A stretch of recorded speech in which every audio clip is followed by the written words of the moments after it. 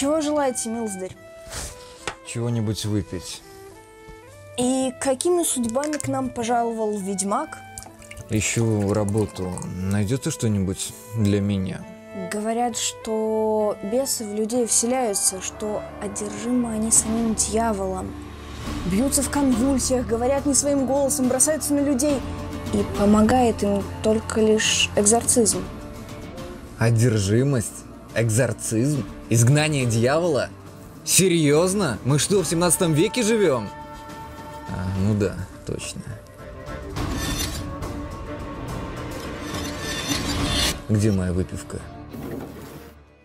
Различные религиозные учения постулируют существование не только всевозможных богов, но и дьявола, как и других сверхъестественных сущностей, именуемых нечистой силой. Надо сказать, что представление о ней, конечно, не так популярно, как представление о самом Боге, но оно и понятно. В тот же рай верит 70% американцев, а в ад лишь 59%. Всегда приятно думать о хорошем. Но вернемся к одержимости, представление о которой существует во множестве религий, как и представление о людях, которые сражаются с этой нечистой силой. В православии процедура такого сражения именуется отчитка, а в католичестве – экзорцизм. До сих пор в христианстве это официальный религиозный ритуал, ну, вроде венчания. Более того, католическая ритуалистика предусматривает элемент обряда малого экзорцизма во время крещения. Зачем ребенку экзорцизм, спросите вы? Все очень просто. Согласно христианским представлениям, в момент родов ребенок контактирует с влагалищем матери. И именно в этот момент он становится уязвимым для дьявола. Да-да, есть даже отдельный молитвенный текст для этого экзорцизма. По мнению представителей церкви, способность изгонять дьявола досталась им от самого Иисуса. В Евангелии, наряду с другими фантазийными событиями, полно моментов, где Христос и компания изгоняли что-то непонятное из людей. Да и сам этот персонаж без лишней скромности объявил, что его именем будут изгонять бесов. Мракобесы так и поступают. По мнению социолога Майкла Кунео, среди одних только евангелистов количество экзорцистов переваливает за 5 сотен. Чтобы понимать масштабы явления, я скажу лишь о том, что в одержимость верит больше 65% американцев, а в 2014 году организация Международная ассоциация экзорцистов получила официальное одобрение Ватикана.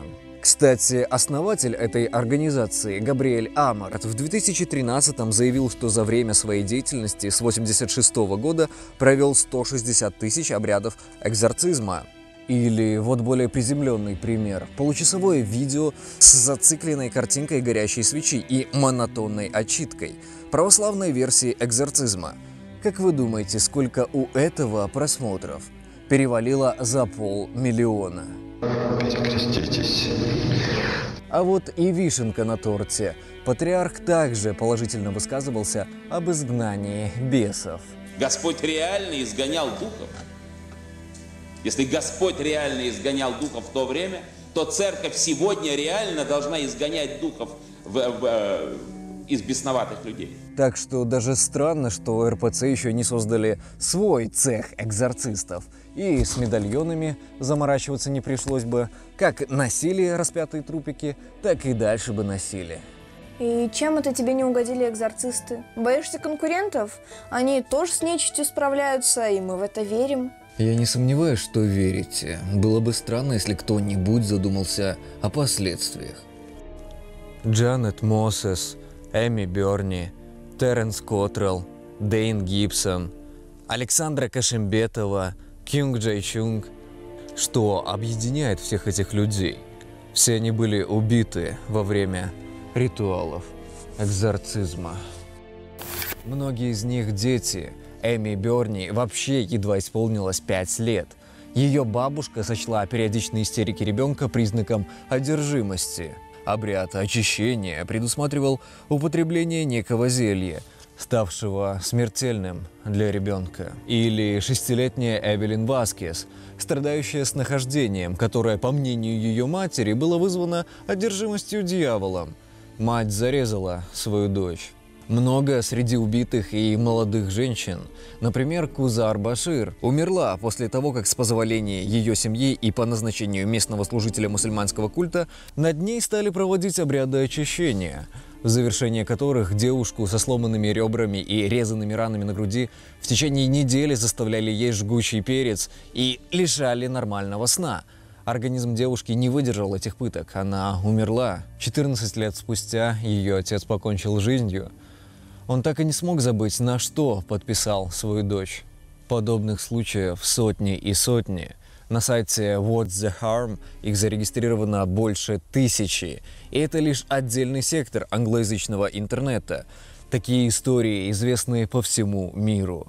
И они ужасают. В Воронеже религиозные родители в порыве экзорцизма сперва силой заливали святую воду в свою 25-летнюю дочь, а затем начали ее избиение.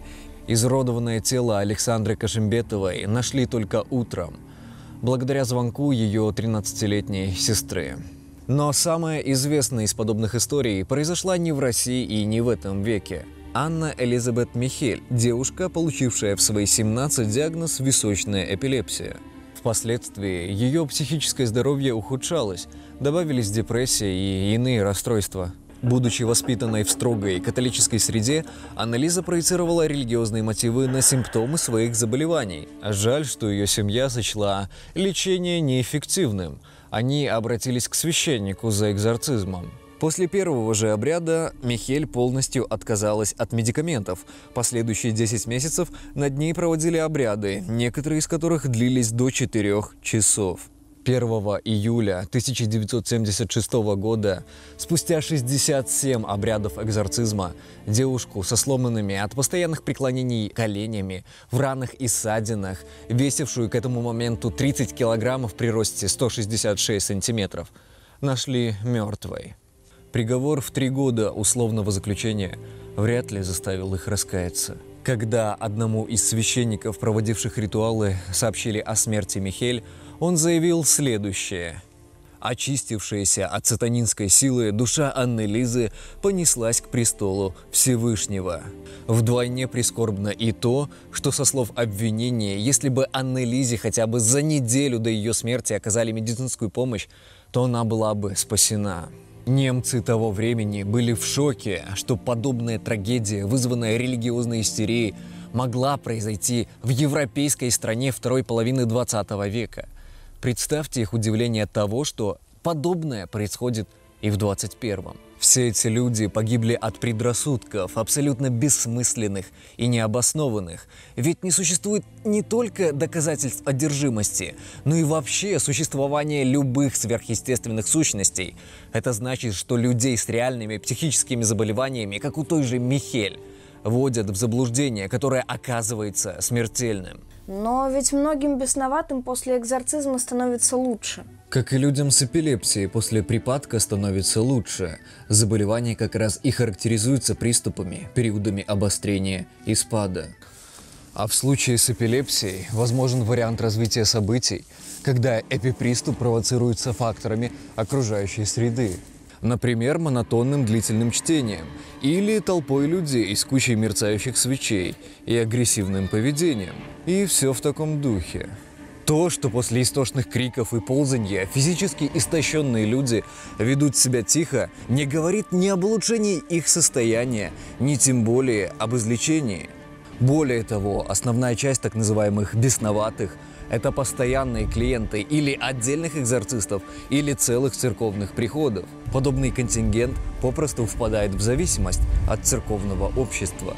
Кроме того, для людей с реальными психическими расстройствами подобный ритуал может стать своеобразным плацебо, когда человек принимает участие в бессмысленной процедуре или пьет сахарную настойку вместо действующего препарата. И весь эффект подобной пустышки базируется лишь на ожиданиях человека.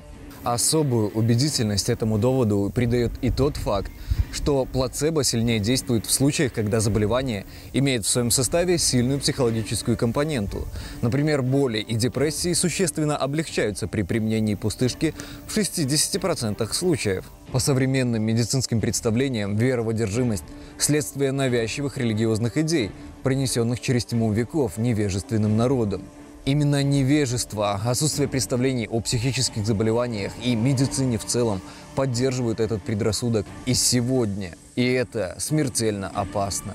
Людям в состоянии мании или депрессии, с биполярным расстройством, шизофренией или диссоциативным расстройством личности, синдромом Туретта или упоминавшейся ранее эпилепсией чертовски опасно верить в одержимость, ведь симптомы этих заболеваний суеверные люди и принимают за одержимость, таким образом не получая необходимого им лечения и контроля.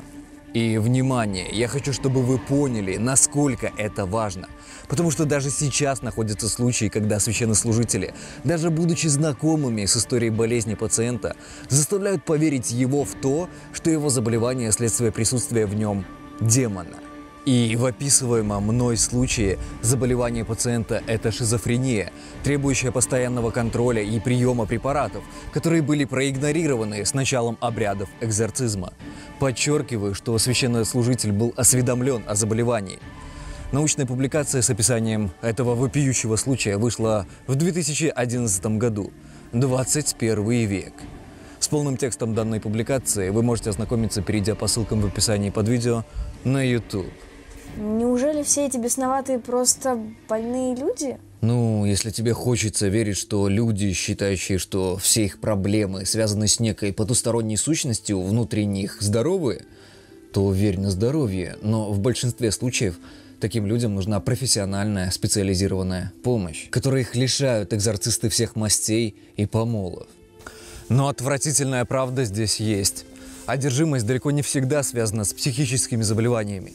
В 17 веке людей, страдающих одержимостью и впадающих в истерические припадки, называли кликушами. Забавно то, что количество кликуш росло вместе с ростом суеверности. Историки связывают это с церковным расколом 17-18 века. Но речь не об этом. Считалось, что во время припадка кликуша одержим дьяволом, и от него можно получить ценную информацию. В том числе и о том, кто навел эту самую одержимость на самого кликушу. В конце припадка иногда выкрикивалось имя, и люди считали, что человек с этим именем и виновен в чародействе. Людей с именем, что выкрикивал кликуша, пытали, а самим кликушам, как людям невиновным в собственной одержимости, лишь грозили пальчиком. Несложно догадаться, что этим предрассудком пользовались все, кому не лень. Слишком красивая соседка? Прокричи ее имя и спи спокойно. Неплодородный год? Но так избавься от конкурентов. И все в таком духе. Подобная практика была так широко распространена, что в 1715 году Петр I издал указ, обязывающий поиск и передачу гражданскому суду кликуш с последующими допросами под пытками. И сейчас часто сами экзорцисты подсказывают человеку, как вести себя, и сердечно восхваляют его, когда он, наконец, избавляется от неких демонов. Для людей, желающих привлечь к себе внимание, это соблазнительное занятие. И совершенно не обязательно, что человек обманывает осознанно. Убедить кого-нибудь, что он одержим, не так и сложно, особенно если человек верит в различные сверхъестественные силы. Виной тому групповое подкрепление, когда человек присутствует в среде, где все поголовно говорят о его одержимости и ждут от него определенных действий.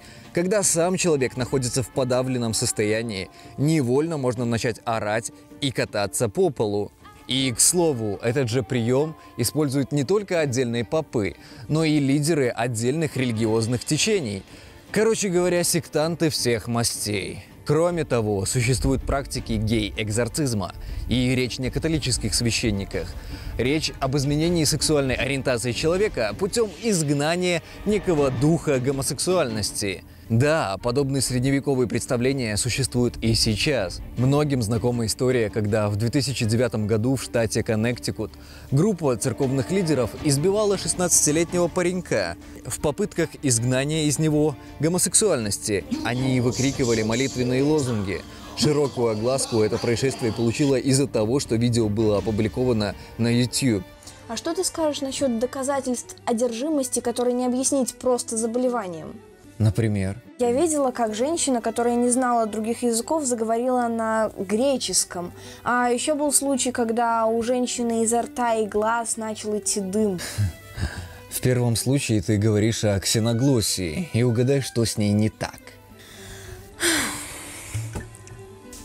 Ксеноглоссия – это сверхъестественная способность говорить на языке, с которым не знаком.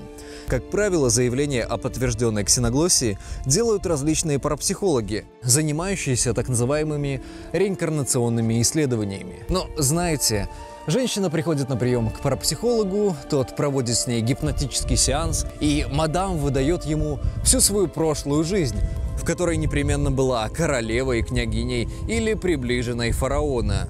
Совершенно псевдонаучный подход, что констатируют и различные исследователи, занимающиеся проверками подобных заявлений. Такова была история с Альфредом Хьюмом, утверждающим, что исследовал личность вавилонской принцессы, разговаривающей на древнеегипетском диалекте. Проверки лингвистов опровергли эти утверждения и обнаружили, что Хьюм лгал, сфальсифицировав результаты своих исследований. В общем, суть в том, что не существует подтвержденных заявлений ксеноглоссии.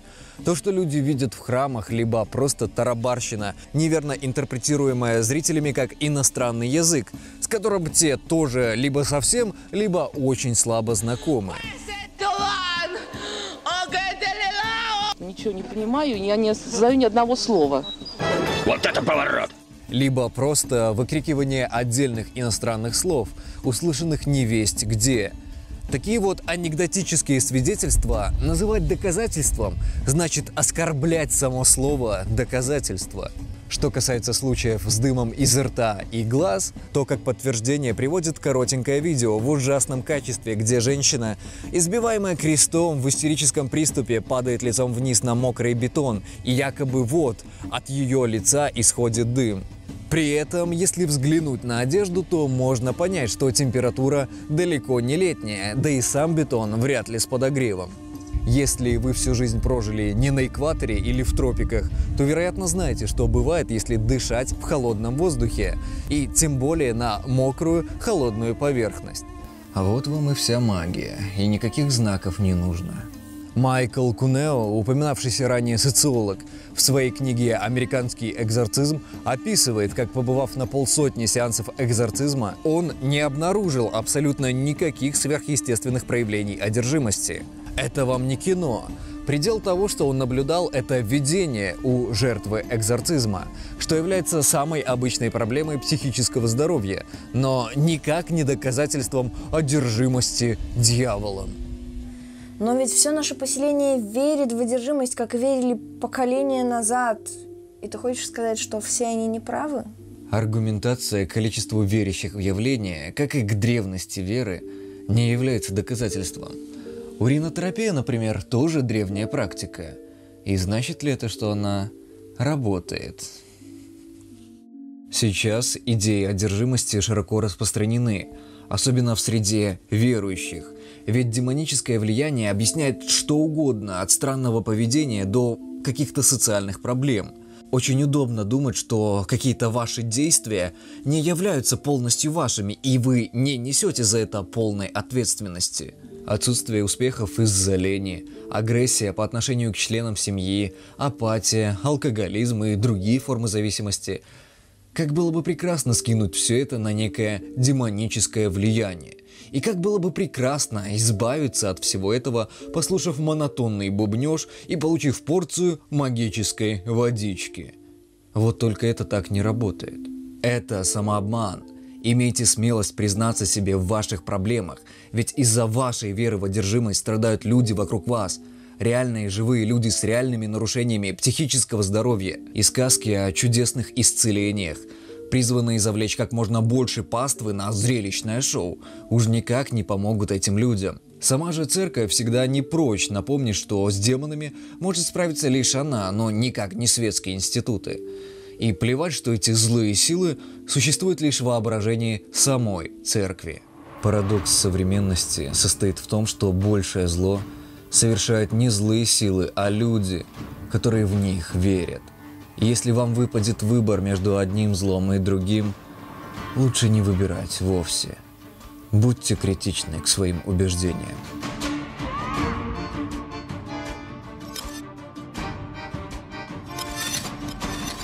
Пошел вон отсюда!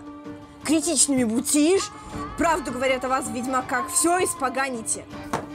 Зараза, вот же люди.